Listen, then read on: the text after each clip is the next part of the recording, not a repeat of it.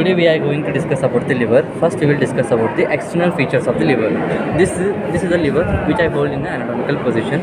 Liver, it is the largest solid gland in the body. It is basically a wedge-shaped organ which has 5 surfaces.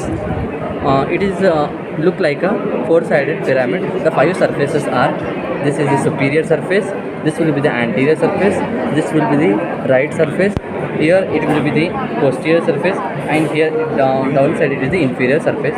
These are the 5 surfaces of the liver. And now border, the most prominent border of the liver is the anterior border or inferior border.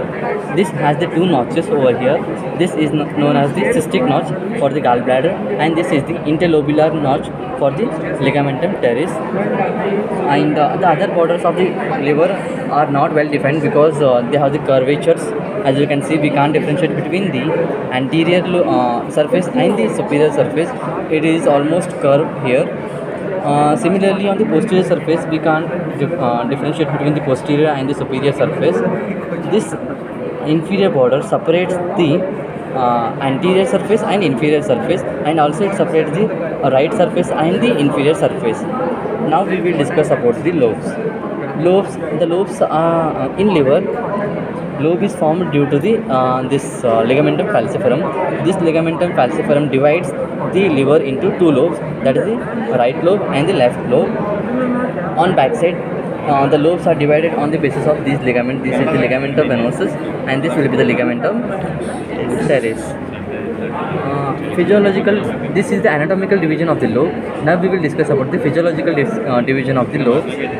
For the physiological division of the lobe, there is an imaginary line that extends from the tip of the gallbladder to the groove for the inferior vena cava anteriorly. It extends from the tip of the gallbladder to the groove of the inferior vena cava, whereas in the posterior surface it extends from the gallbladder and then to the medial half of the caudate lobe and then to the gallbladder. This divides the physiological division of the liver into 8 lobes. The 8 lobes are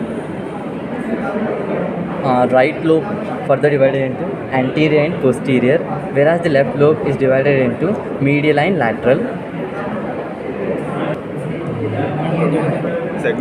How we can differentiate between the anatomical and the physiological division of the liver?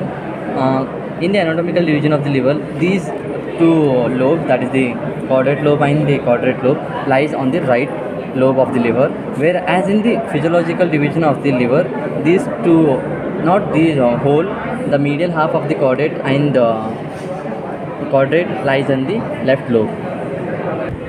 Yes, so double RY, physiological division of the lobe. These 2 lobes lies on the left side of the liver.